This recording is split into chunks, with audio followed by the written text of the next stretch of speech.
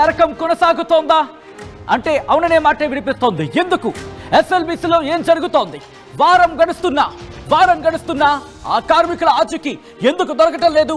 ఇదే అంశానికి సంబంధించి కాంగ్రెస్ బీఆర్ఎస్ మధ్య మాటల తూటాలు పేలుతున్నాయి.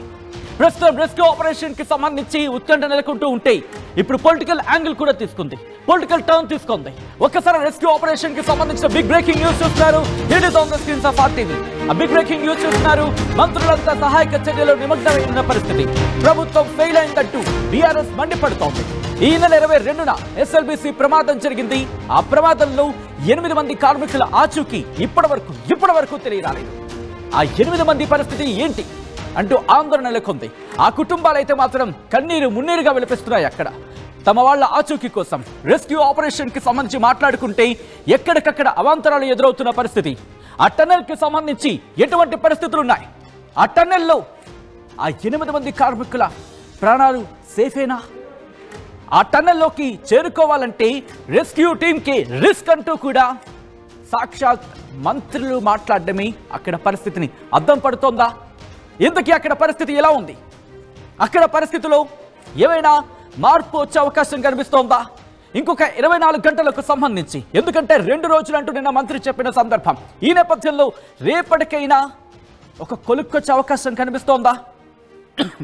టన్నెల్ బోర్ మిషన్ TBM దాని నుంచి అటువైపు చేరుకోగలరా? ఆ TBM తర్వాత పరిస్థితి ఏంటి? ఇవన్నీ కూడా ఎప్పటికప్పుడు మినిట్ మీ ముందుంచే ప్రయత్నం చేస్తుంది RTV. ఈ నేపథ్యంలోనే ఎస్ఎల్బిసి టనల్ దగ్గర పరిస్థితి ఏంటి మీ ముందుంచేందుకు విశ్లేషణతో మీ ముందుంచేందుకు RTV ప్రయత్నం చేస్తోంది. నాతో పాటు తెలంగాణ జల వనరుల కార్పొరేషన్ మాజీ చైర్మన్ వి ప్రకాష్ కూడా లైవ్ లో జాయిన్ అవుతున్నారు. ప్రకాష్ గారు ప్లీజ్ వెల్కమ్ సార్. నమస్కారం సార్. ప్రకాష్ గారు, బహుశా ఈ సందర్భంలో ఇలా కలుసుకోవడం కాస్త ఇబ్బందికర వాతావరణం. ఎందుకంటే ఆ విజువల్స్ని ఒక్కసారి మనం చూసి మాట్లాడుకునే ప్రయత్నం చేద్దాం. ప్రకాష్ గారు, తెలంగాణ జల వనరుల శాఖకు సంబంధించి కార్పొరేషన్కి చైర్మన్గా వ్యవహరించిన సందర్భం ప్రస్తుతానికి మాజీ అయినప్పటికీ ఈ నేపథ్యంలో ఒక్కసారి ఆ విజువల్స్ చూపించే ప్రయత్నం చేద్దాం. ఆ తర్వాత విజువల్స్తో మాట్లాడుకునే ప్రయత్నం చేద్దాం. రెస్క్యూ ఆపరేషన్స్ మనం చూస్తున్నాం. దాదాపుగా 12 కిలోమీటర్ల వరకు కూడా ఎక్కడో కాస్త అడుగు వేయడానికి సందర్భం, అంటే 1.5 అడుగు వాటర్ కనిపిస్తుంది. కానీ అక్కడి నుంచి చూసుకుంటే బురద, రెస్క్యూ ఆపరేషన్స్ జరగట్లేదు. అంటే వాళ్ళని కాపాడగలిగే సిచ్యువేషన్ ఉందనుకోవాలండి. ఇప్పుడు అసలు వాళ్ళు బ్రతికుండే అవకాశమే లేదు. ఎందుకంటే ఒక పక్కంతా ఆ టన్నెల్ బోరింగ్ మిషన్ అనేది రాయి కొట్టుకుంటూ లోపలికి వెళ్ళిపోయింది. ఇంకొక పక్కన పైనుంచి పడ్డ తర్వాత మొత్తము ఒక 2 కిలోమీటర్ల దాకా బయటకు వచ్చేసింది. దాదాపు ఎక్కడైతే ప్రమాదం జరిగిందో అక్కడికి చేరుకోవాలంటే కూడా ఆ బురదను, తర్వాత రాళ్లను, తర్వాత ఈ TBM విడిభాగాలన్నీ కూడా ఆ పైనుంచి వచ్చే బండరాళ్ళ తాకిడికి అన్ని విరిగిపోయి చెల్లా చెదరైపోయినాయి. ఇవన్నీ తీసి లోపలికి వెళ్ళి వాళ్ళని రక్షించడం అంటే ఇంకా ప్రాణాలతో ఉండే అవకాశం 0. ఎందుకంటే ఆక్సిజన్ అనేది వాళ్ళకి అందదు, తర్వాత డ్రింకింగ్ వాటర్ వాళ్ళకి అందదు, మొత్తం బురదమయం అయిపోయింది. కాబట్టి బ్రతికే అవకాశాలు లేవు. కనీసం వాళ్ళ బాడీస్ తీసుకురావాలంటే కూడా ఒకవేళ బురదలో కూరుకుపోయి ఉంటేనేమో 2-3 రోజుల్లో తీయొచ్చు.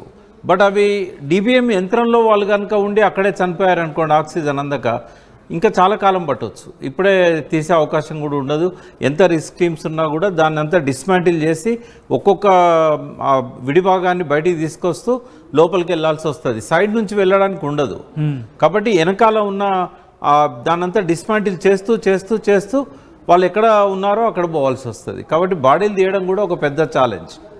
అంటే ఇక్కడ వెళుతున్న క్రమంలో కూడా, ఎందుకంటే నిన్న వాళ్ళు మాట్లాడుతున్న సందర్భంలో కూడా వెళుతూ ఉన్న క్రమంలో కూడా అది ఇంకా కూలిపోయే ప్రమాదం ఉంది, వెళ్ళొద్దు అంటూ రెస్క్యూ టీమ్స్లో వాళ్ళే వాళ్ళు అక్కడ మాట్లాడుకుంటున్న సందర్భం అంతటి తీవ్రత ఉందా? ఒకవేళ ఇప్పుడు DBM తీసినప్పటికీ కూడా తీసే క్రమంలో సొరంగం కూలిపోయే ప్రమాదం ఉందా? అటువంటి సొరంగం మొత్తం కూలదు.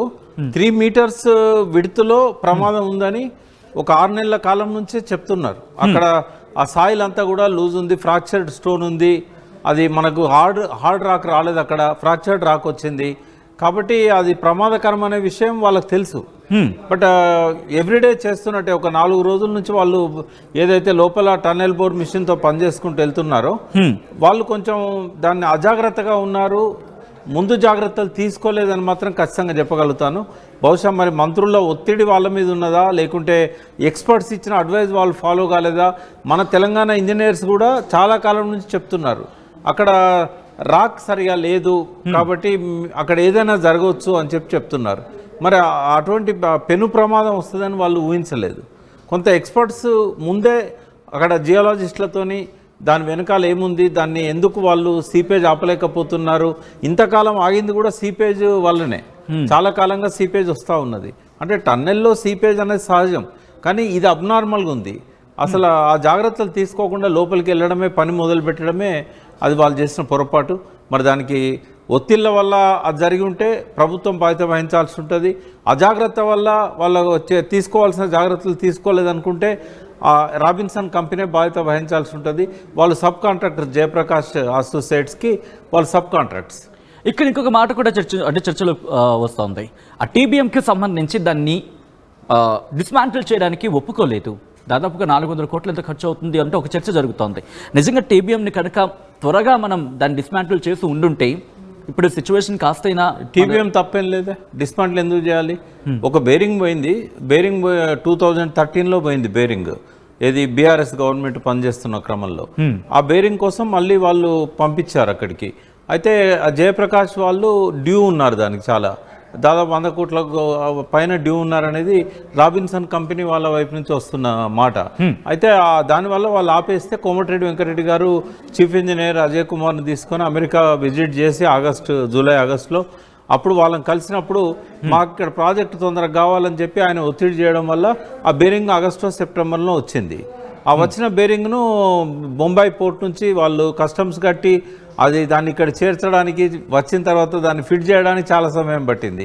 అదే సమయంలో గత 3-4 నెలల నుంచి కూడా ఈ ప్రమాదం ఉన్నది కాబట్టే డీవాటరింగ్ ఇవన్నీ చేస్తూ వాళ్ళు కొంత దాన్ని అజాగ్రత్తగా ఉన్నారనేది అర్థమవుతా ఉంది. ఒకవేళ ఇదివరకు వెలిగొండలో కూడా ఇట్లాంటి పరిస్థితి ఉన్నప్పుడు వాళ్ళు ఎక్కడ పనులు అక్కడ ఆపి ఈ సీపేజ్ ఆపడానికి అమెరికా నుంచి ఎక్స్పర్ట్స్ తీసుకొచ్చి ఆపడం జరిగింది. ప్రకాష్ గారు కంటిన్యూ చేద్దాం, ఎందుకంటే విజువల్స్ మనం చూస్తున్నాం రెస్క్యూ ఆపరేషన్ కి సంబంధించి. అటువంటి పరిస్థితులు ఎందుకంటే ఎన్డీఆర్ఎఫ్ కనిపిస్తోంది, ఎస్డీఆర్ఎఫ్ ఉంది, దాంతోపాటు నేవీ దిగింది, దాంతోపాటు మెరైన్ కి సంబంధించిన ఫోర్స్ కూడా దిగుతుందని తెలుస్తున్నప్పుడు అటువంటి సందర్భంలో అంత రిస్కీగా వెళుతున్న క్రమం కనిపిస్తుంది. ఇన్ఫాక్ట్ నిన్న మంత్రి ఉత్తమ్ కుమార్ రెడ్డి కూడా చెప్పుకొచ్చారు, వెళ్తున్న రెస్క్యూ ఆపరేషన్స్ కూడా కాస్త రిస్క్గా కనిపిస్తోంది, ఆ రిస్క్ని మినిమైజ్ చేసుకుంటూ ముందుకు వెళ్తున్నామని చెప్పి. ఇలా జరిగితే ఎన్ని రోజులు పట్టే అవకాశం ఉంటుంది? మీరు విజువల్స్లో ఆ పెద్ద పెద్ద బండరాలు చూస్తున్నారు కదా, అవును, ఒక్కొక్కటి అది 300-400 కిలోలు ఉంటుందండి. కొన్ని ఇంకా 1000 కిలోలు కూడా ఉన్నట్టు కనబడుతున్నాయి. అంటే 1 టన్ 2 టన్ స్టోన్స్ కూడా కనబడుతున్నాయి అక్కడ. మీరు ఒక్కసారి వరద ఉధృతిని అంచనా వేయండి. అక్కడికి కనీసం 2 కిలోమీటర్ల దూరంలో ప్రమాదం జరిగింది. అంటే 1.5 కిలోమీటర్ల దూరంలో ప్రమాదం జరిగితే ఇంత దూరము దాదాపు 1000 మీటర్లకు పైన ఆ రాళ్ళు కొట్టుకొచ్చాయంటే ఎంత ఉధృతిగా అది పైనుంచి వచ్చింది అనేది. ఓకే, అంటే పరిగెత్తుతున్న వాళ్ళు చెప్పింది ఏంటంటే ప్రాణాలు అరచేత పెట్టుకొని వెనక వరద వస్తున్నప్పుడు ఆ వరద మమ్మల్ని తరుముతుంటే మేము పరిగెత్తుకొని రావాల్సి వచ్చింది, మేము ఆగిపోతే మరణించే పరిస్థితి ఉండేది అనేది.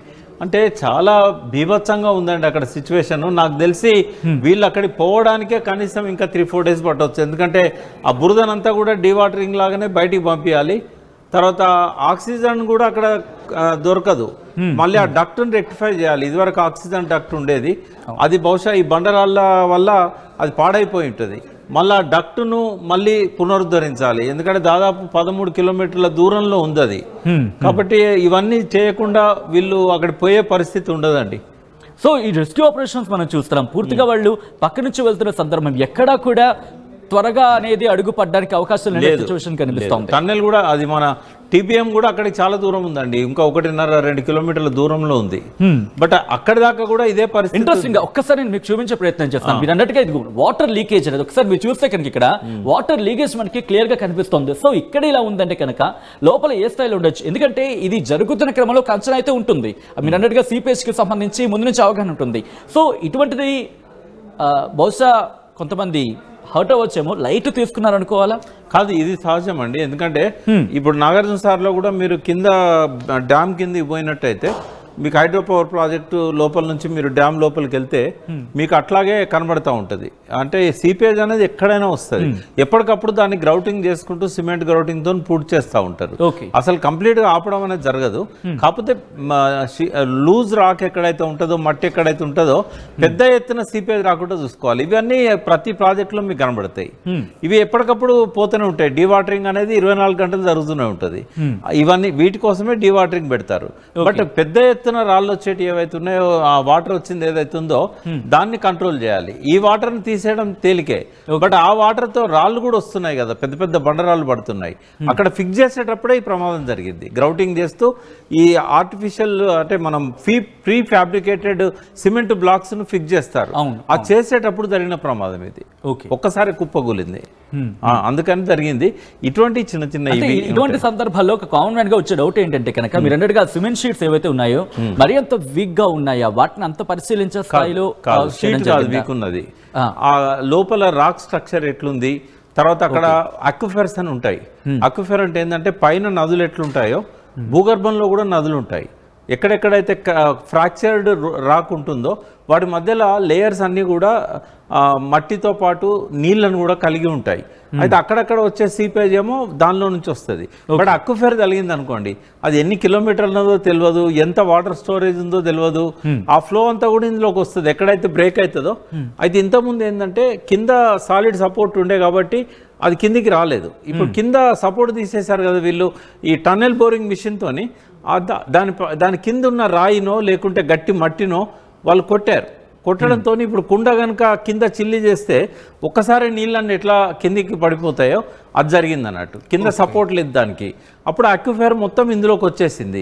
ఎన్ని రోజులు అయితే కూడా తెలియదు ఆ వాటర్ని కంట్రోల్ చేయడం అనేది. ఇక్కడ మీరు అన్నారు ఆ వాటర్ కంట్రోల్కి సంబంధించి, ఎందుకంటే టీబీఎంకి సంబంధించి అక్కడ క్లియర్ చేయాలంటే మీరు అన్నట్టుగా జియోలాజికల్ సర్వేకి సంబంధించిన స్టడీ రావాలి, వచ్చిన తర్వాత వాళ్ళు క్లియరెన్స్ వచ్చిన తర్వాత ముందుకు వెళ్ళగలమని చెప్పి. సో దాదాపుగా ఎన్ని రోజులు పట్టే అవకాశం ఉంటుంది? ఎందుకంటే వాళ్ళు సర్వే చేయాలి, వాళ్ళకి స్టడీ రిపోర్ట్ రావాలి, ఆ తర్వాత వీళ్ళకి డైరెక్షన్స్ ఇవ్వాలి, వీళ్ళు రంగంలోకి దిగాలి, ఇవంతా క్లియర్ చేయాలి. పై నుంచి వాళ్ళు పోయి సర్వే చేసే పరిస్థితి లేదు. టైగర్ రిజర్వ్ అది. ఆ టైగర్ రిజర్వ్ లో వాళ్ళు పోయి ఎక్విప్మెంట్ తీసుకెళ్లి అక్కడ సర్వే చేయడానికి ఫారెస్ట్ వాళ్ళు, పోలీసులు అనుమతించారు వాళ్ళని.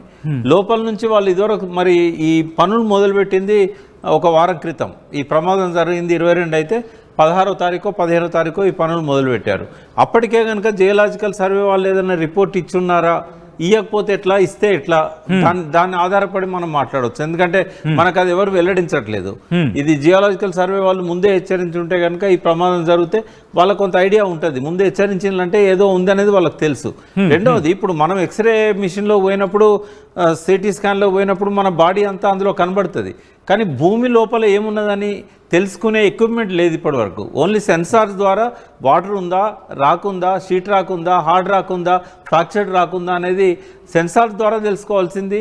తర్వాత చుట్టుపక్కల ఉన్న ఏమన్నా గుట్టలలో అటువంటి స్ట్రక్చర్స్ కనబడితే కొంత ఎక్స్పెక్ట్ చేస్తారు. కాబట్టి ఎవరు కూడా అంత తొందరగా దాన్ని చెప్పలేరు, కరెక్ట్గా చెప్పలేరు. ఇట్ టేక్స్ మినిమం 1 వీక్ పడుతుంది. ఇంకా మరి ఇంకొక మాట ఇక్కడ వినిపించినట్టు టీబీఎంకి ఆ గొంత ఏర్పడిపోయింది, అక్కడ ఒక ఊబి ఏర్పడిపోయింది.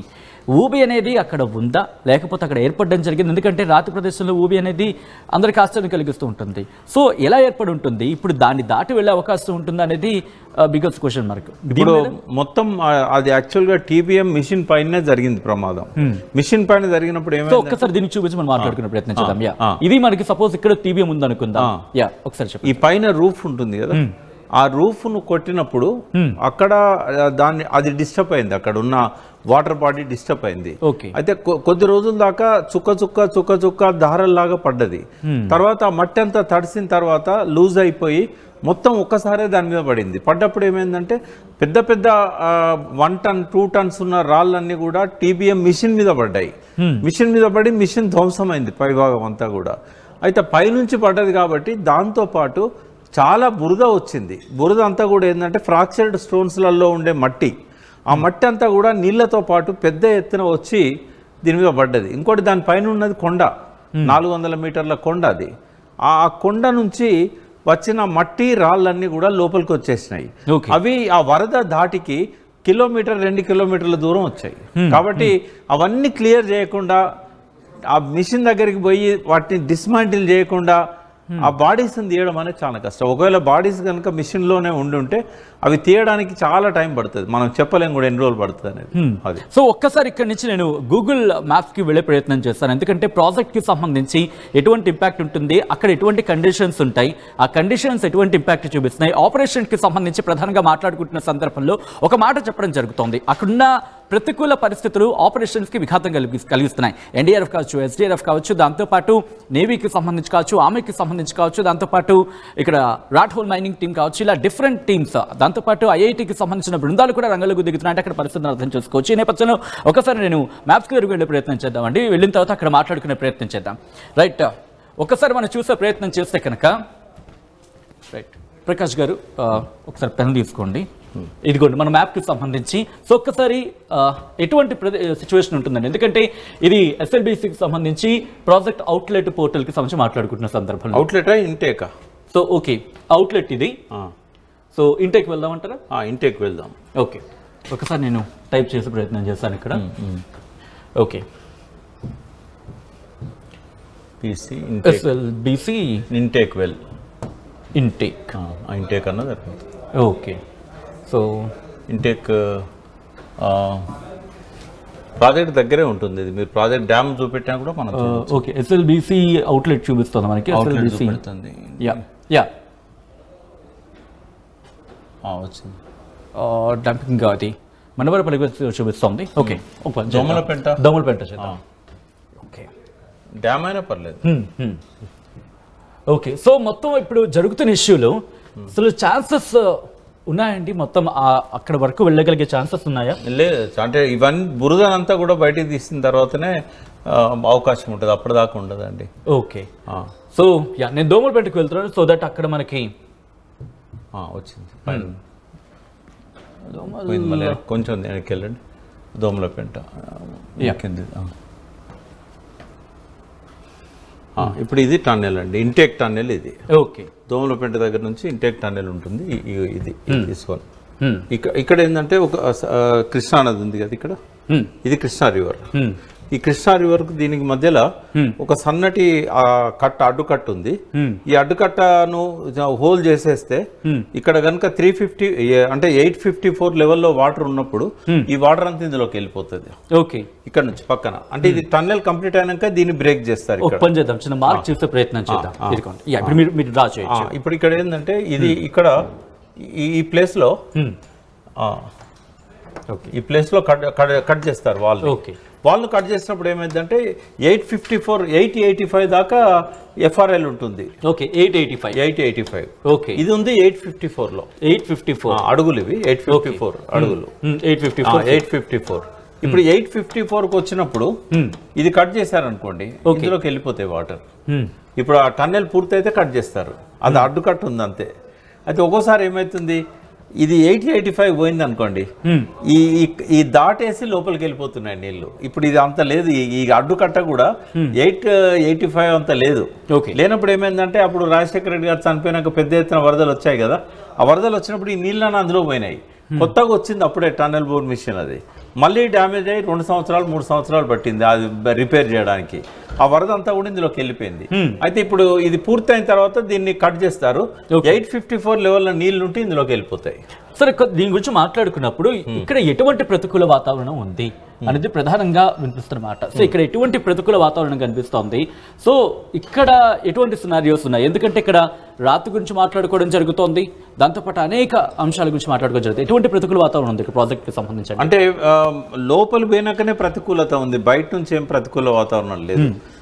బయట నుంచి అక్కడ వరకు అప్రోచ్ రోడ్ ఉంది.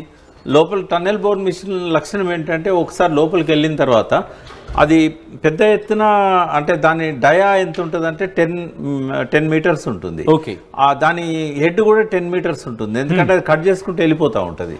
అయితే ముందు బాడీ లోపలికి వెళ్ళిన తర్వాత దానికి సిమెంట్ ఇవి ఫిక్స్ చేస్తారు, రింగ్స్ ఫిక్స్ చేస్తారు. రింగ్స్ ఫిక్స్ చేసినప్పుడు అది 9.2 ఉంటుంది రింగ్. అది ఓకే, అది లోపలి పోయిన హెడ్ మళ్ళీ వెనకకు రాదు. ఓకే, ఎందుకంటే దాని డయా 10. ఈ సిమెంట్ అన్ని పెట్టిన తర్వాత దాదాపుగా 0.8 తగ్గిపోతుంది, 9.2 ఉంటుంది. 9.2 ఉన్నప్పుడు లోపల పోయిన హెడ్ మళ్ళీ రాదిగా, అది లోపలికి పోయి ఎక్కడో ఒక దాన్ని సైడ్కు హోల్ చేసేసి దాన్ని అందులో పంపించి పనికొచ్చే పార్ట్స్ని ఇప్పుకొని రావాల్సిందే. ఓకే, ఇంకా వెనుకకి రాదు అది. కాబట్టి ఎప్పటికైనా అది డిస్మాంటిల్ చేయాల్సిందే.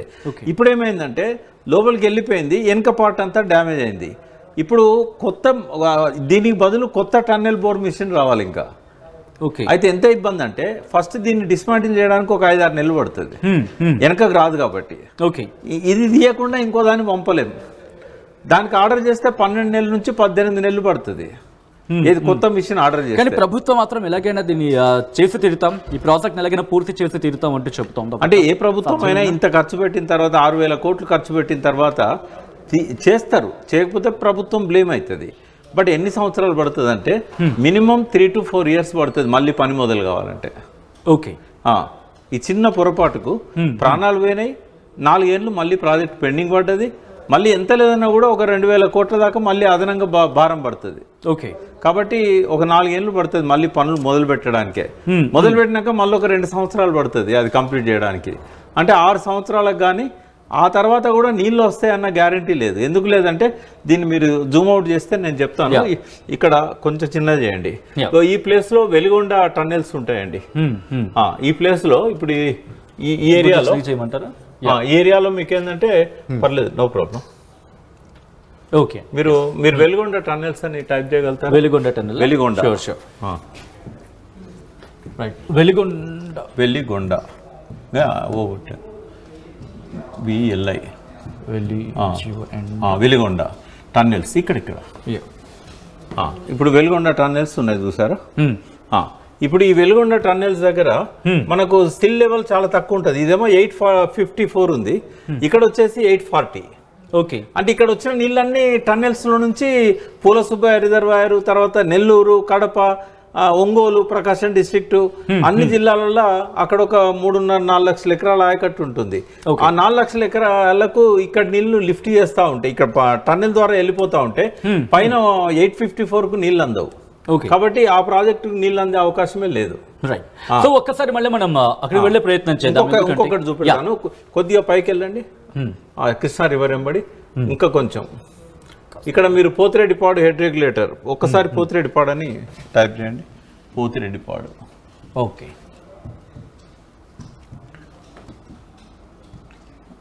పాడు రెగ్యులేటర్ రోడ్ అన్నది, రెగ్యులేటర్ రోడ్. ఇది పోతిరెడ్డిపాడు హెడ్ రెగ్యులేటర్. ఫస్ట్ ఏం చేశారంటే దీన్ని 1 TMC తీసుకుపోవడానికి ఎన్టీ రామారావు గారు డిజైన్ చేశారు. ఎన్టీ రామారావు గారి పీరియడ్లో తెలుగు గంగా అంటే మద్రాసుకు మంచినీళ్ళు ఇవ్వడానికి, SRBCకి నీళ్ళు ఇవ్వడానికి ఇది 1 TMC సరిపోతుందని చేశారు. రాజశేఖర రెడ్డి గారు ఇక్కడ 4 TMCలు తీసుకుపోవడానికి చాలా పెద్ద ఎత్తున, అంటే 4+1 5 TMCలు. ఈ 5 TMCలు లెవెల్ ఏంటంటే సిల్ లెవెల్ 841.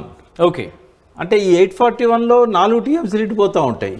1.5 TMC ఇందాక వెలిగొండలో ఉన్న ట్విన్ టన్నెల్స్ నుంచి పోతూ ఉంటాయి. 5.5 TMCలు, 4+1 5+1 6.5. ఈ 6.5 కాకుండా అంద్రినీవాకు, మల్యాల, ముచ్చుమర్రి అని ఒకసారి టైప్ చేయండి. ఓకే, ముచ్చుమర్రి, CHUMARRI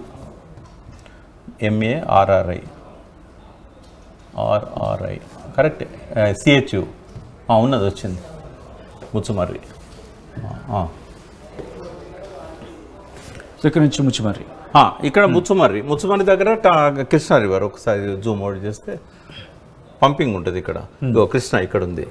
ఇక్కడ ముచ్చుమర్రి దగ్గర మళ్ళీ టన్నెల్స్ ఉంటాయి. ఓకే, ఇవి ఇక్కడ లిఫ్ట్ ఇరిగేషన్ స్కీమ్ ఉంది ముచ్చుమర్రి దగ్గర. ముచ్చుమర్రి లిఫ్ట్ అని కొట్టండి, లిఫ్ట్.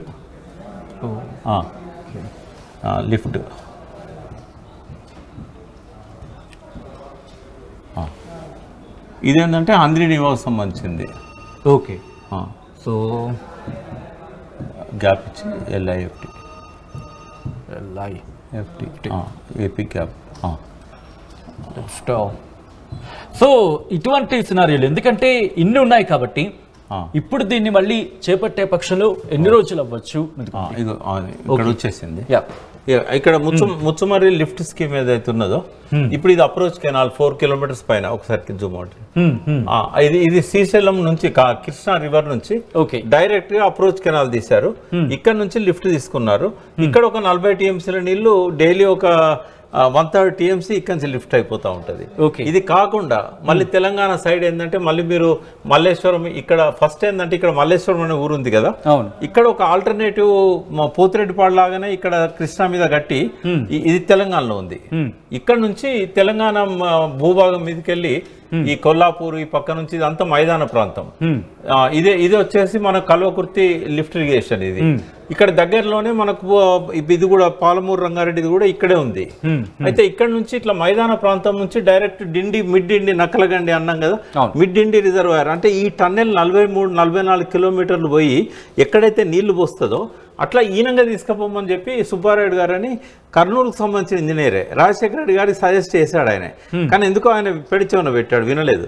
అప్పుడు అన్నాడు ఆయన ఇచ్చిన ఆల్టర్నేట్ రిపోర్ట్లో సుబ్బారెడ్డి గారు ఇన్ని సమస్యలు వస్తాయని చెప్పాడు ఆయన. 43-44 కిలోమీటర్ల టన్నెల్ ప్రపంచంలోనే లేదు, టన్నెల్ బోరింగ్ మిషన్తో చేయాలి, చాలా సమస్యలు వస్తాయని చెప్పాడు ఆయన. ప్రమాదాలు జరుగుతాయని కూడా చెప్పాడు. బట్ అప్పుడు 2005లో ఆయన పట్టించుకోలేదు రాజశేఖర రెడ్డి గారు. పట్టించుకొని ఈ పద్ధతిలో పోతిరెడ్డిపాడు ఎట్లయితే బంకచెర్ల దాకా డీప్ కట్ చేశారో నక్కలగండి దాకా ఇది కూడా డీప్ కట్ చేస్తూ సర్ఫేస్ కెనాల్స్ తో తీసుకుపోయి ఉంటే ఈ టన్నెల్ మనకు ఈ ప్రమాదాలు ఉండకపోయేది, అవసరం లేకపోయేది. రెండో పాయింట్ ఏంటంటే కల్వకుర్తి 800లో ఉంది, పాలమూరు రంగారెడ్డి 800లో ఉంది. రాయలసీమ ఎత్తిపోతుల పథకం జగన్ ఇప్పుడు ఏదైతే చేస్తున్నాడో 798లో ఉంది. మచ్చుమర్రి మల్యాల పంపింగ్ స్కీమ్స్ అని ఉన్నాయి. ఇవన్నీ 798, 830 లోపల ఉన్నాయి. తర్వాత పోతిరెడ్డిపాడుకు నీళ్లు అందడం లేదని చెప్పి 840 దాకా ఉండట్లేదు. ఒకటే నిమిషం, పోతిరెడ్డిపాడు 841లో నీళ్లు అందడం లేదని 830లో పంపింగ్ స్కీమ్ పెట్టారు. అంటే 798 నుంచి 841 వరకు ఒక 7 ప్రాజెక్టులకు నీళ్లు తీసుకపోతే అవన్నీ కలిపితే 400 టీఎంసీల పైన ఉంటాయి. మరి ఇంకా 854కు నీళ్ళు వస్తాయా? పోనీ ఇంత కష్టపడి టన్నెల్ను మళ్ళీ నిర్మించినా కూడా టన్నెల్కు నీళ్ళు వచ్చే అవకాశం కనీసం ప్రతి సంవత్సరం వరద నీరు హార్డ్లీ 30 రోజులు వస్తే ఎక్కువ. అంటే మీరు అన్నట్టుగా ఒక్కసారి ఇప్పుడు ఈ టన్నెల్ ద్వారా ఎన్ని టీఎంసీల నీళ్లు వెళ్ళే అవకాశం ఉంటుందో, ఒకవేళ అంతా ఓకే అనుకున్న పక్షంలో ఎంతవరకు వెళ్ళే అవకాశం? 3 రోజులకు ఒక టీఎంసీ, 3 డేస్ కనుక ఫ్లో ఉంటే అంటే ఆ లెవెల్ కంటే పైన నీళ్లు ఉంటాయి. కొంచెం 854 కంటే ఎక్కువ నీళ్లు ఉంటాయి. అంటే 885 ఎఫ్ఆర్ఎల్కి వచ్చినాక నీళ్ళని మనం నాగార్జున సార్కి రిలీజ్ చేయాల్సిందే, అంతకంటే ఎక్కువ స్టోర్ చేయడానికి ఉండదు. కాబట్టి ఎప్పుడు కూడా ఏం చేస్తారంటే ఆ 854 అనేది ఎండిడిఎల్గా రాజశేఖర రెడ్డి గారి కంటే ముందున్న ప్రభుత్వం డిసైడ్ చేసింది. అంటే ఎన్టీ రామారావు పీరియడ్ నుంచి కూడా శ్రీశైలం కట్టినాడే డిసైడ్ చేశారు 854 వరకు కిందికి నీళ్ళని తీసుకుపోకూడదు. 854 కింద డెడ్ స్టోరేజ్, ఇంకా 854 వరకే డ్రా చేయాలి, మ్యాక్సిమం డ్రా డౌన్ లెవెల్. అయితే రాజశేఖర రెడ్డి గారు ఏం చేశారు, 834 తగ్గించాడు, ఒక జీవో ద్వారా తగ్గించాడు. అయితే 834 దాకా నీళ్లు లేకుండా తీసుకుపోయే అవకాశం ఉన్నప్పుడు 854కు నీళ్ళు ఎట్లా వస్తాయి?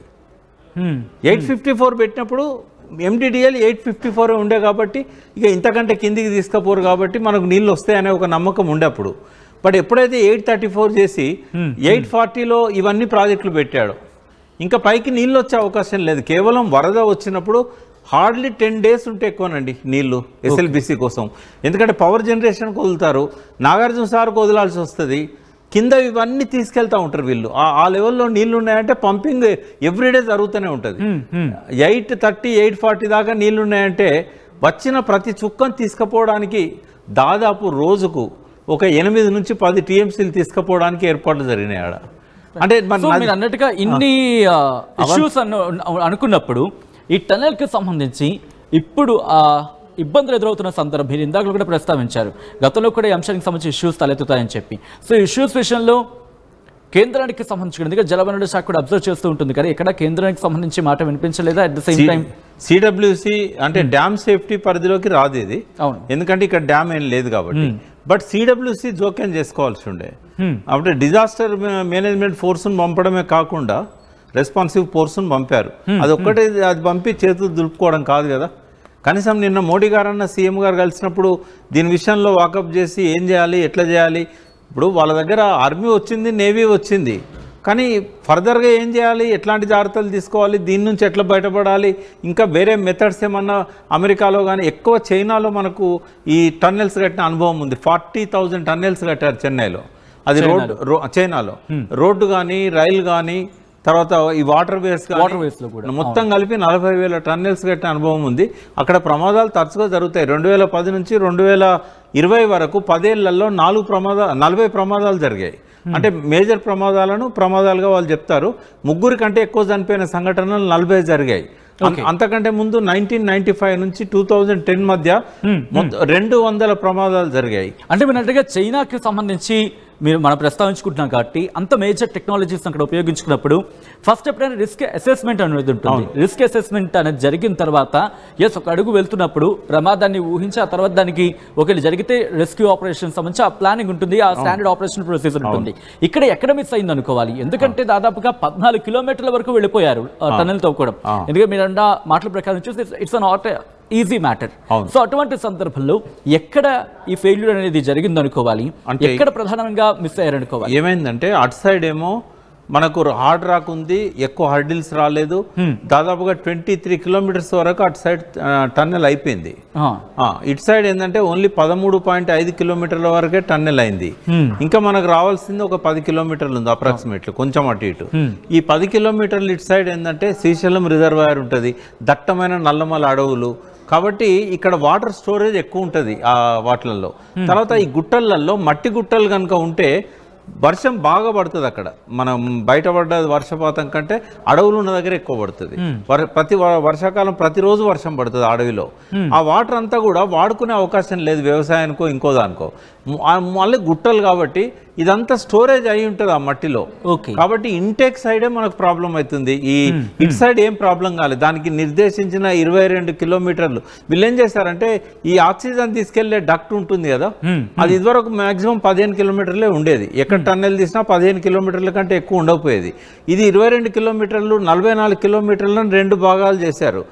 22 ఎందుకంటే ఆక్సిజన్ సప్లై అనేది ఇదివరకు 15 కిలోమీటర్లే ఉండేది. వీళ్ళు ఏం చేశారు, 22 కిలోమీటర్ల వరకు ఆక్సిజన్ సప్లైకి ఏర్పాట్లు చేశారు. అటు సైడ్ నుంచి మళ్ళీ రావడానికి లేదు ఇక, ఎందుకంటే అక్కడ 22 కిలోమీటర్లు అయిపోయింది. ఇంకోటి ఇంజన్ కూడా లోపలికి వెళ్ళిపోయింది, అది టీబీఎం, ఇంకా అది తీయరాదు కూడా. అయితే ఇటు సైడ్ ఏమైంది, మనకి ఇంటేక్ వెల్ దగ్గర నుంచి ప్రతిసారి వరదలు వచ్చినప్పుడు బేరింగులు పాడు కావడము, సీపేజ్ వల్ల డీవాటరింగ్ చేయడం కష్టం కావడము, ఈ ఎలక్ట్రిసిటీ బిల్లులు కటింగ్ చేయడము, ఇట్లాంటి చాలా సమస్యలతోని అసలు పనిచేసిన రోజులు తక్కువ, రెస్ట్ తీసుకున్న రోజులు ఎక్కువ అక్కడ. ప్రకాష్ గారు కంటిన్యూ చేద్దాం. నాతో పాటు మా ప్రతినిధి నా కొలీగ్ రోహిత్ కూడా లైవ్ లో జాయిన్ అవుతున్నారు. ప్రస్తుతం ప్రకాష్ గారు ప్రస్తుతం అక్కడే ఉన్నాడు, ఒకసారి తన దగ్గరికి వెళ్ళే ప్రయత్నం చేస్తున్నాను. రోహిత్, ప్రెసెంట్ అక్కడ సిచ్యువేషన్ ఎలా ఉంది? రెస్క్యూ ఆపరేషన్స్ ఎంతవరకు వచ్చాయి? మరి ముఖ్యంగా అక్కడ ప్రతికూల పరిస్థితుల గురించి మాట్లాడుకున్న సందర్భంలో రేపటికైనా రెస్క్యూ ఆపరేషన్ పూర్తయ్యే అవకాశం ఉందా? దానికి సంబంధించి ఎటువంటి క్లారిటీ వస్తుంది? ప్రభుత్వం ఆశాభావం వ్యక్తం చేస్తోంది, సాధ్యమైనంత త్వరగా రెస్క్యూ ఆపరేషన్ కంటిన్యూ చేయాలి అని. కొద్దిసేపటి క్రితం ఇక్కడికి వచ్చిన మాజీ మంత్రి హరీష్ రావు చెప్తూ ఉన్నారు ప్రభుత్వం అబద్ధాలు చెప్తోందని. సో ఏం జరుగుతోంది అన్నది నిజానికి ఆ డెడ్ లైన్ ముగిసేసరికి ఏం జరుగుతుందో మనం చూడాలి. కానీ నిజానికి అక్కడ వెళ్ళి కళ్ళతో చూస్తే వర్క్ జరిగే ప్లేస్లో, రెస్క్యూ ఆపరేషన్స్ జరిగే ప్లేస్లో లోపల చాలా కష్టమైనటువంటి పరిస్థితులు ఉన్నాయి. వాటర్ వస్తూనే ఉంది. వాటర్ నిమిషానికి 5,000 లీటర్ల వాటర్ వస్తూ ఉంది అండ్ ఊబి వస్తూ ఉంది. అండ్ మెషిన్ని ఆ ఊబితో నిండిపోయింది. పైనుంచి రాళ్ళు కూడా పడిపోవడంతో మెషిన్ కూడా కొన్ని మీటర్ల మేర వెనక్కి వచ్చింది. అంటే అంత ఫోర్స్ని తట్టుకునే మెషినే కొన్ని మీటర్ల మేర వెనక్కి వెళ్ళిపోయింది. అండ్ ఎన్డీఆర్ఎఫ్ బృందాలు అక్కడికి వెళ్ళిన దృశ్యాలు కూడా మనం చూసాం. వాళ్ళ అక్కడికి వెళ్ళిన తర్వాత నిజానికి టన్నెల్ మొదటి భాగంలో మనం టన్నెల్ టాప్ని చూడాలంటే మనకి అందని పరిస్థితి ఉంటుంది. కానీ చివరికి వెళ్ళిన తర్వాత ఆ ఊబిలోంచి వెళ్తూ ఉంటే వాళ్ళకి తల తగిలేతున్నంత ఎత్తులోకి వచ్చేసింది. అంటే అంత ఊపింది. దానిపైన ఏం చేశారు అంటే కొన్ని ప్యాడ్స్ వేసుకుని, థర్మాకాల్ ప్యాడ్స్ వేసుకుని వాళ్ళ కాలు ఊబిలోకి చిక్కుకోకుండా ఉండటానికి వాటి మీద నడుచుకుని వెళ్ళి ఆ ఊబిలో నుంచి ఆ మెషిన్ దగ్గరికి వెళ్ళారు. సో ఆ మెషిన్ కట్ చేయడానికి అవకాశం లేదు. అంటే ఇంతవరకు ఇప్పుడు కట్ చేస్తున్నారు. ఈరోజు మెషిన్ కట్ చేస్తున్నామని చెప్పారు. సో లోపలికి వెళ్ళిన టీం బయటికి రావాలి. అంటే ఎంత మేర కట్ చేశారు, వాటిని బయటికి ఎంత తీసుకొచ్చారు, ఆ మట్టి కింద ఎవరైనా ఉన్నారా, ఇరుక్కుని ఉన్నారా, లేకపోతే మెషిన్ లోపల ఎవరైనా ఇరుక్కుని ఉన్నారా అనేది వాళ్ళకి అప్పుడు కానీ తెలిసే పరిస్థితి లేదు. అయితే ఇప్పటి వరకు ఏంటి అంటే వెళ్ళిన తర్వాత మెషిన్ని కట్ చేస్తే తదనంతరం జరిగే పరిణామాలు ఏంటి అని కొంత భయాందోళన వ్యక్తం చేశారు. అందుకే అన్ని రకాల నిపుణులు కూడా అక్కడికి వెళ్ళి పరిస్థితిని అంచనా వేశారు. ర్యాట్ హోల్ మైనర్స్ని కూడా తీసుకొచ్చారు, ఆర్మీ సిబ్బంది వచ్చారు, నేవీ సిబ్బంది వచ్చారు, జియోలాజికల్ టీం వచ్చారు. ఇలా అందరూ కూడా మన సింగరేణి నుంచి కూడా టీం వెళ్ళారు, బార్డర్ రోడ్ రీసెర్చ్ టీం వెళ్ళారు. వీళ్ళందరూ కూడా వెళ్ళి ఆ డెబ్రిస్ని తీయటానికి ఉన్నటువంటి అవకాశాలు ఏంటి, తీస్తే తదనంతరం జరిగే పరిణామాలు ఏంటి అనేది రోహిత్ మనతో పాటు టీడబ్ల్యూఆర్టీసీ మాజీ చైర్మన్ వి ప్రకాష్ కూడా మనకి లైవ్ లో జాయిన్ అవుతున్నారు. ఆయన కూడా మీరు క్వశ్చన్స్ అడగచ్చు, ఎందుకంటే అక్కడ సినారియో మీరు గ్రౌండ్ లెవెల్ చూస్తున్నారు. సో ఈ నేపథ్యంలో ఆయన కూడా మీరు క్వశ్చన్స్ అడగచ్చు. నమస్తే రోహిత్. ప్రకాష్ గారు నమస్తే, ఎలా ఉన్నారు? Fine, thank you Rohit. Prakash గారు, నిజానికి అక్కడున్న పరిస్థితులు చెప్పండి. అక్కడ ఉన్న పరిస్థితుల్లో ప్రభుత్వం అంటోంది అండ్ ఎన్డీఆర్ఎఫ్ సిబ్బంది కూడా అంటున్నారు, వాటిని డెబ్రీస్ ని బయటకు తీస్తే కానీ లోపల ఆ వెనక ఇరుక్కున్న వాళ్ళు ఎవరో తెలిసే అవకాశం లేదు అని. కానీ వాటన్నిటినీ తీసి 14 కిలోమీటర్ల వెనక్కి తీసుకుని రావాలి అంటే అది చాలా కష్టం. ఆ ఊబిని అంతటినీ కూడా బయటకు తీసుకుని రావాలి అంటే. అయితే ఇంతకుముందు కొన్ని సంచులు పట్టుకెళ్ళారు, కొన్ని బ్యాగ్స్, ఖాళీ బ్యాగ్స్ పట్టుకు వెళ్ళారు. సో వాటిలో ఆ మట్టిని నింపి వాటిని వెనక్కి పేర్చుకుంటూ వెళ్ళి ఆ మట్టి కింద అక్కడ ఎవరైనా ఇరుక్కున్నారేమో చూసే ప్రయత్నం కూడా జరుగుతుందని చెప్తున్నారు. సో లోపలికి వెళ్ళిన టీం అలా జరగడానికి అవకాశం ఉందా? అలా చేస్తే రెస్క్యూ ఆపరేషన్ త్వరగా కంప్లీట్ అయ్యే అవకాశం ఉంటుందంటారా? మీరు అక్కడే ఉన్నారు కాబట్టి 2 ప్రశ్నలకు నాకు సమాధానం కావాలి. ఒకటి, ఈ లోకో రైలు ఏదైతుందో అది ఎన్ని కిలోమీటర్ల వరకు పోగలుగుతుంది? ఎందుకంటే మిషన్ ఉన్నది 13.5 కిలోమీటర్ దగ్గర ఇంటేక్ పాయింట్ నుంచి. రెండవది, కన్వేయర్ బెల్ట్ అనేది పనిచేస్తుందా? ఎందుకంటే మన జూపల్లి కృష్ణారావు గారు, సిఈ గారు, అజయ్ కుమార్ గారు దాని మీదనే పోయారు. ఈ రెండింటికి కొంచెం మీరు ఆన్సర్ ఇవ్వగలుగుతారా? ఇటువైపు ఉన్నారు మనకి రోహిత్ గారు, చెప్పండి. ప్రకాష్ గారు, కేవలం 12 కిలోమీటర్ల వరకు మాత్రమే ఆ లోకో ట్రైన్ వెళ్తూ ఉంది.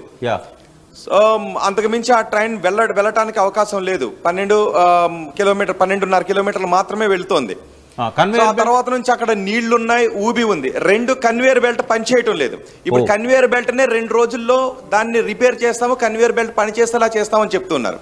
సో కన్వేయర్ బెల్ట్ పని చేయకపోతే లోపల వాటిని బయటకు తీసుకొచ్చే అవకాశం లేదు. ఒక్కొక్క బండరాయి 1 టన్ను నుంచి 2 టన్నులు ఉన్నదని జూపల్లి కృష్ణారావు గారు మొదటి రోజే చెప్పారు. అయితే ఈ బండరాళ్ళు పడ్డ దగ్గర నుంచి 2 కిలోమీటర్ల వరకు దాదాపుగా కొట్టుకొచ్చాయి. అంటే ఎంత వరద ఉధృతి ఉంది అనేది మనకు అర్థమవుతా ఉంది.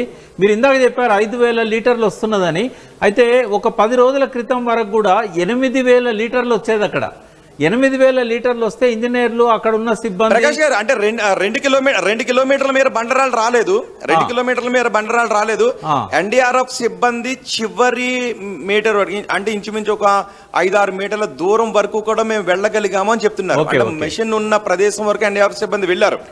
ఆ ముందు మాత్రమే కొన్ని మీటర్ల మేర ఊబి ఉంది. అంటే ఒక 600 మీటర్ల నుంచి కొంచెం విపత్కర పరిస్థితులు ఉన్నాయి.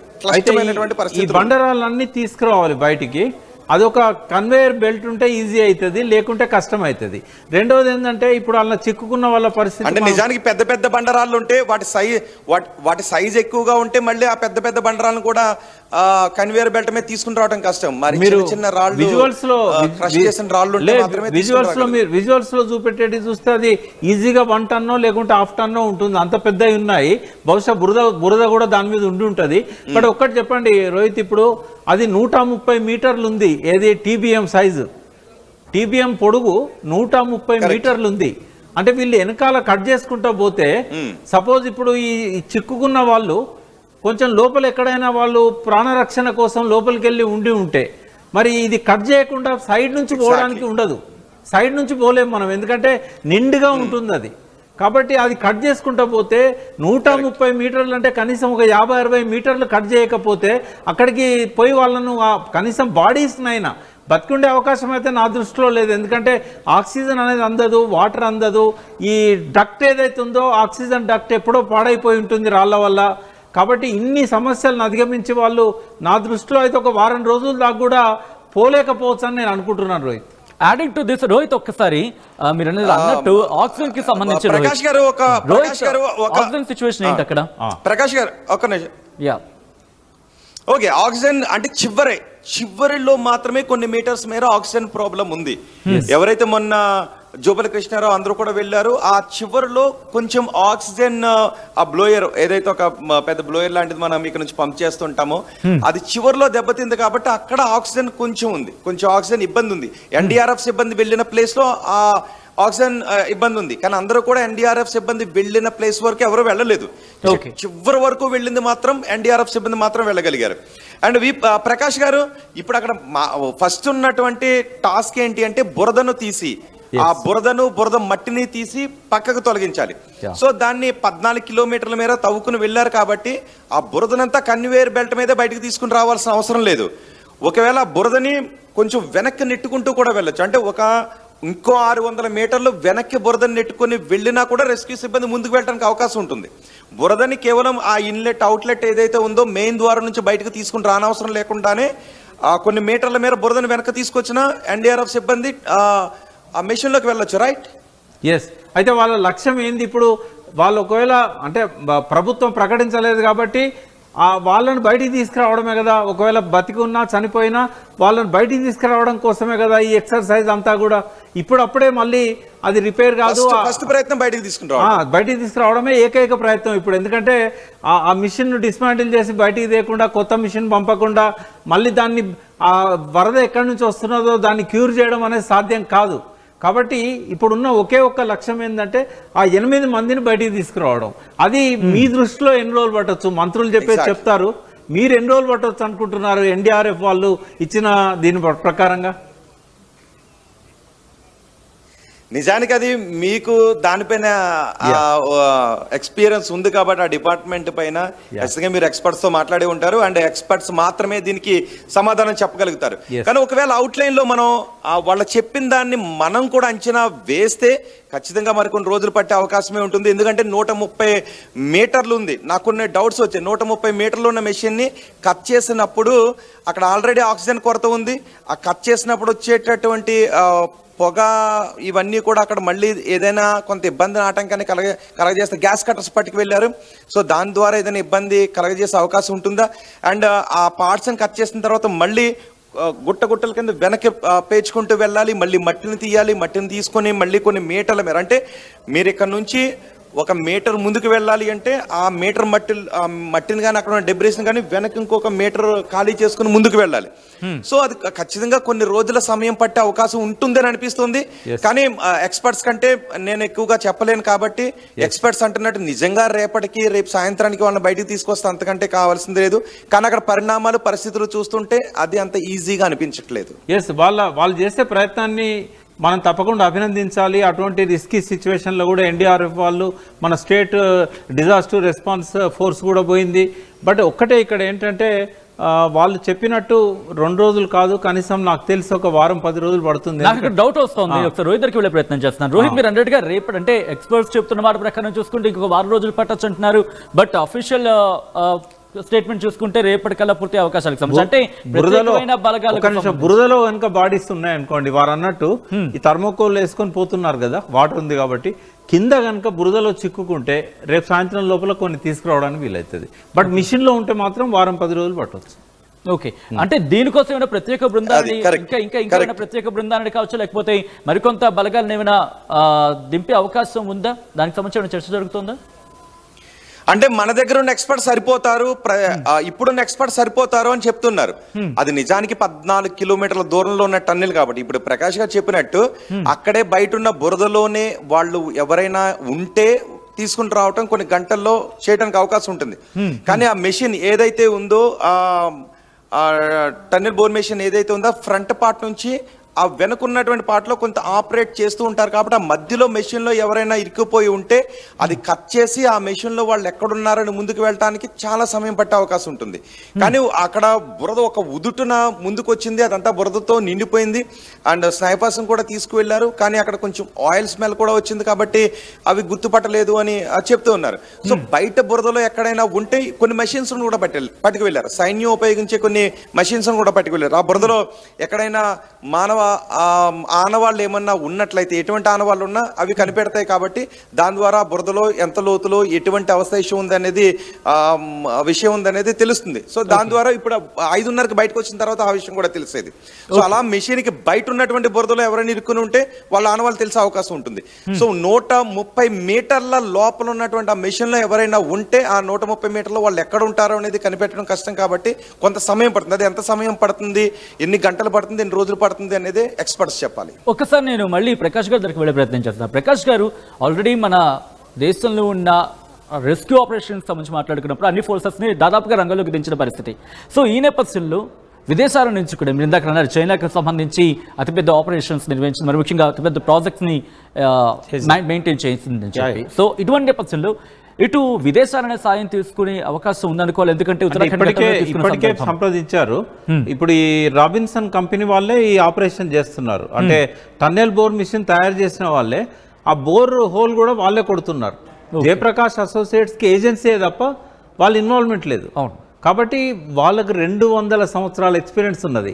ఎప్పుడు లండన్లో 1825, ఇవాళ 2025, 200 ఇయర్స్ కింద థేమ్స్ రివర్ ఉంది కదా, దాని కింద రైల్వే మార్గాలను టన్నెల్స్ ద్వారా వేసిన చరిత్ర రాబిన్సన్ కంపెనీది. ఇది టెక్నాలజీ తయారు చేసింది కూడా వాళ్ళే. అంటే 1800లో తయారు చేశారు, 220 సంవత్సరాల కింద. కాబట్టి ఒక సుదీర్ఘ కాల చరిత్ర ఉన్న కంపెనీ. తర్వాత జయప్రకాష్ అసోసియేట్స్ భారతదేశంలో టన్నెల్స్ నిర్మాణంలో వాళ్ళు ఛాంపియన్స్. తర్వాత నెక్స్ట్ మెగా వాళ్ళు ఇక్కడ వెలిగొండ టన్నెల్స్ వాళ్ళే తవ్వారు. బట్ ఇక్కడ దీని గురించి మాట్లాడుకున్న సందర్భంలో అంటే ఈ రెస్క్యూ ఆపరేషన్స్ చూస్తూ ఉంటే విదేశాల నుంచి ఇంకా ఏమైనా ఎక్స్పర్ట్స్ ని పిలవాల్సిన సిచ్యువేషన్ కనిపిస్తుంది. బహుశా రాబిన్సన్ కి సంబంధించి ఆల్రెడీ ఎక్స్పర్టైజ్ కాబట్టి, బట్ కొన్ని ఇండివిజువల్స్ టైంలో కొంతమందికి సంబంధించి ఆ ఎక్స్పర్టైజెస్ మనకి చూస్తూ ఉంటాం. వాళ్ళు ఇవ్వగలిగే అవకాశం ఏంటంటే నెక్స్ట్ ఇటువంటి ప్రమాదాలు రాకుండా ఏం చేయాలో చెప్పగలుగుతారు, జాగ్రత్తలు చెప్పగలుగుతారు, ప్రమాదాలను అంచనా వేయడం ఎట్లా చెప్పగలుగుతారు. కానీ ఇది కట్ చేసి బురదను తీసేసి తీసుకురావడానికి ఇంతకంటే ఎక్స్పర్ట్స్ అక్కర్లేదు. ఎందుకంటే సింగరేణిలో రోజు జరిగేది అది. 120 మంది సింగరేణి వాళ్ళు ఉన్నారు, మొత్తం 600 మంది ఎక్స్పర్ట్స్ ఉన్నారు ఇప్పుడు అక్కడ. ఇటువంటి వాటిల్లో ఆరితేరిన వాళ్ళు నేవీలో కానీ, ఆర్మీలో కానీ, నేషనల్ డిజాస్టర్ రెస్పాన్సివ్ ఫోర్స్ కానీ, స్టేట్ డిజాస్టర్ రెస్పాన్సివ్ ఫోర్స్ కానీ, సింగరేణి కానీ 600 మంది ఉన్నారు. ఇంకా ఇంతకంటే చేయగలిగింది ఏం లేదు. ఈ వీలైనంత తొందరగా కట్ చేసుకుంటూ వెళ్ళిపోవడమే. ఓకే, ఇంకా ఎక్స్పర్ట్ ఇచ్చే అడ్వైజ్ ఏముండదు. సో ఇంకా ఆల్టర్నేటివ్స్ ఏమీ లేవు ఇప్పుడైతే ఏమీ లేవు. సో మీరు అన్నిటికీ ఇందాక ప్రాజెక్ట్కి సంబంధించి దాదాపుగా తను కూడా చూపించినప్పుడు ఆ పైన టచ్ అవుతోంది. సో ఆ స్థాయిలో పైన టచ్ అవుతుంది అంటే 10 మీటర్లు ఎత్తు ఉంటుంది. అది మనిషి హైట్ ఎంత ఉంటుంది, 1.7 అట్లా ఉంటారు.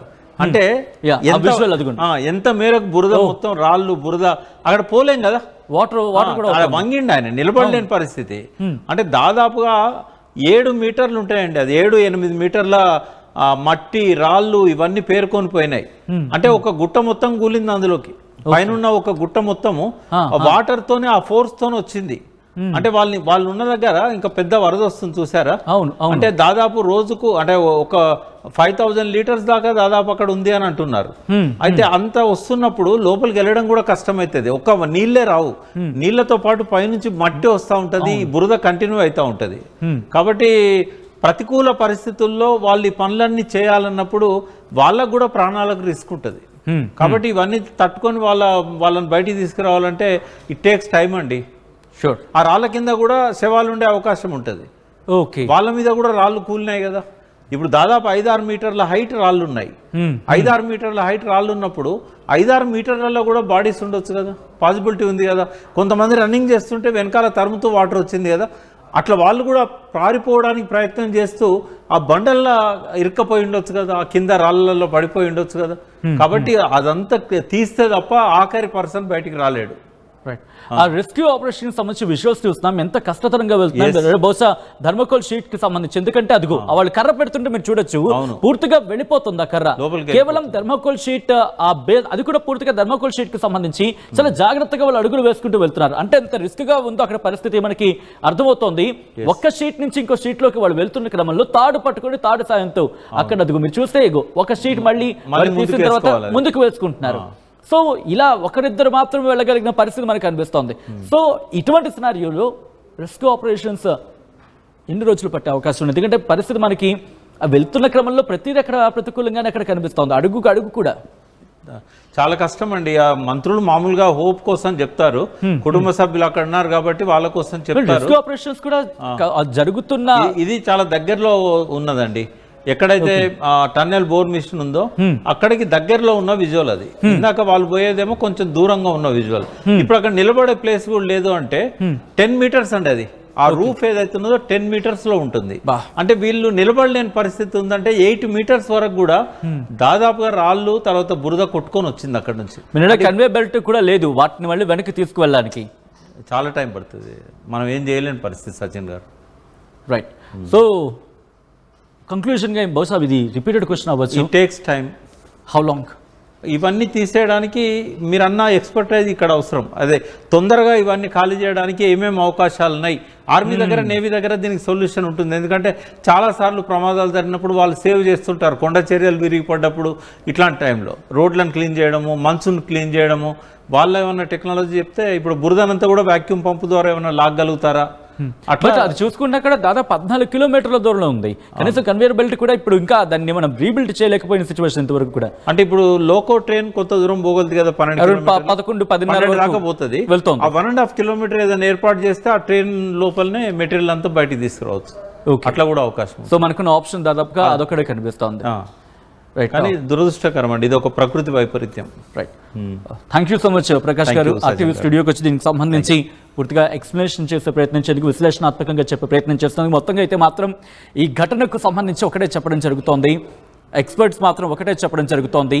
ఈ ఘటన అంత త్వరగా వాళ్ళని బహుశా ప్రాణాలతో ఉండే అవకాశం లేదంటూ చెప్తున్నారు. బట్ హోప్స్ అయితే మాత్రం పెట్టుకుంటున్నారు. వాళ్ళ ప్రాణాలతో తిరిగి రావాలని కోరుకుందాం. ఎందుకంటే ఉత్తరాఖండ్ ఘటన కూడా చాలా చూసాం, హోప్స్ వదిలేసుకున్నాం. కానీ ఆ నమ్మకమే వాళ్ళకు ఊపిరి పోస్తుందేమో, వాళ్ళని బతికించిందేమో. కానీ ఇక్కడ మాత్రం ఎక్కడ కూడా ఆశలు కనిపించట్లేదు. బట్ చెప్పలేం, ఒకవేళ అదృష్టం అనే పదం కనుక ఎక్కడైనా వినిపిస్తే ఆ టన్నెల్లో అప్పుడు వాళ్ళకి బతికే అవకాశాలు ఉంటాయంటూ తెలుస్తుంది. బట్ ఆక్సిజన్కి సంబంధించి మాట ప్రస్తావిస్తున్న సందర్భంలో ఉండకపోవచ్చు అనే మాట కూడా వినిపిస్తుంది. సో చూద్దాం, ఆపరేషన్స్ రేపటికల్లా కొలుకొచ్చే అవకాశం ఉంటుందంటే మాత్రం విశ్లేషణాత్మకంగా చూస్తే అవకాశాలు కనిపించట్లేదు. బట్ హూ నోస్, ఏమైనా మిరాకిల్ లాంటిది ఏమైనా జరిగితే తప్ప అక్కడ ఆపరేషన్స్లో ప్రకాష్ గారు అన్నట్టుగా ఎక్కడ డెవలప్మెంట్ సంబంధించి కనిపించట్లేదు. మీకేమనిపిస్తోంది ఈ ఘటన మీద అనేది కామెంట్ బాక్స్లో మెన్షన్ చేయండి. వన్స్ అగైన్ ప్రకాష్ గారు, thank you so much RTV స్టూడియోకి వచ్చి దీనికి సంబంధించి విశ్లేషణాత్మకంగా చెప్పబడింది చేసేందుకు. సో ఇది టన్నెల్లో నరకానికి సంబంధించి కేవలం ఆ యనమండుగురే కాదు, ఇప్పుడు 600 మంది ఆ యనమండుగురు కోసం కష్టపడుతున్నారు. చెమట ఓర్చడం కాదు, ఊపిరిని వాళ్ళు ధారపోస్తున్నారు. ఎందుకంటే అక్కడ అలా ఉంది పరిస్థితి. మీకేమనిపిస్తోంది?